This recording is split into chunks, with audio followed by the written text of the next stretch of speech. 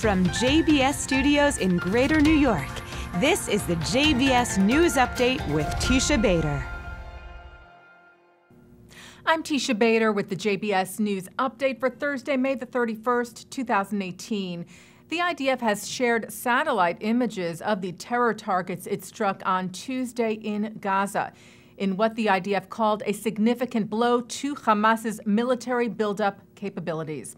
On Tuesday, if you recall, Hamas escalated violence against Israel by firing over 100 rockets and mortars at southern Israeli communities. The IDF responded, striking compounds used by Hamas and Palestinian Islamic Jihad, including a drone storage facility that contained small UAVs that Hamas had equipped with explosives for the purposes of terror attacks.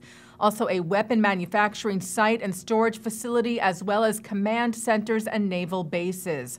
IDF Southern Command Chief Major General Eyal Zamir told military officers yesterday, "I think Hamas and the other terror groups in the Gaza Strip are very deeply deterred, and there is a lack of will and desire to reach a situation of another full-scale campaign."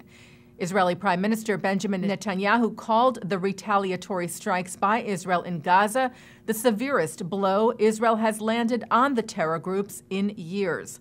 Speaking last night at a memorial ceremony for the victims of the Altalena incident of 1948, Netanyahu said the Hamas regime, Islamic Jihad, and the other terrorist organizations inspired by Iran are responsible for the escalation. He said one thing is clear: when they test us, they pay immediately.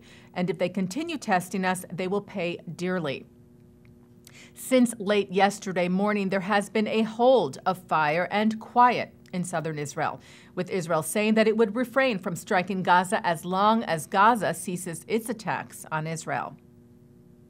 And yesterday, the United Nations Security Council held an emergency session about the rocket attacks on Israel. The meeting was called by the United States, whose ambassador Nikki Haley strongly condemned the council for their silence over the attacks on Israel. The United States drafted a Security Council statement that would have condemned Hamas for launching rockets and endangering civilians. This should have been a no-brainer. You would think no one would want to side with Hamas when it comes to condemning rocket launches. But the statement was blocked.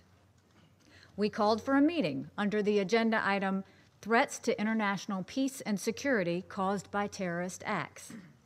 But again, we were blocked. Apparently, some council members did not think Hamas launching rockets qualified as terrorism. The United States begs to differ. The resolutions were blocked, as Haley mentioned, by Kuwait, a non-permanent member of the Security Council who represents Arab countries on the council. Kuwait reportedly vowed to veto any measure proposed by the U.S. condemning the attacks on Israel. And in an email seen by French news agency AFP, Kuwait reportedly said that they could not agree to the resolution as they were considering their own resolution, which calls for the protection of the Palestinian people. A delegation of the Israel police commemorated the victims of an infamous pogrom in Poland this week.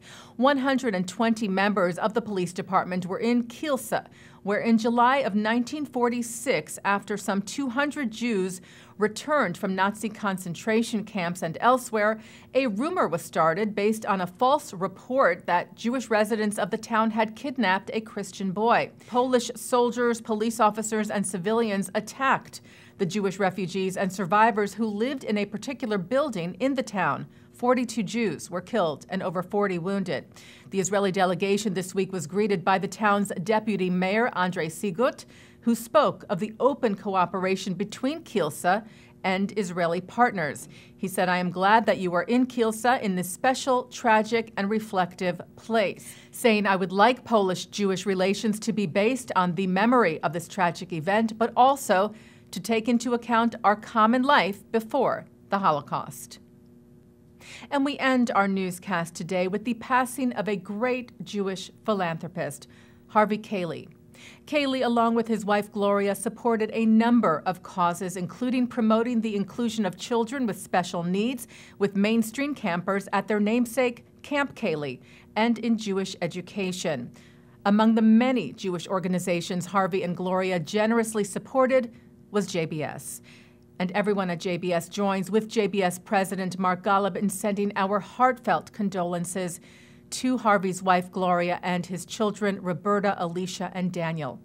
Harvey Cayley was laid to rest yesterday. He was 80 years old. Zecher Tzadikei Livracha.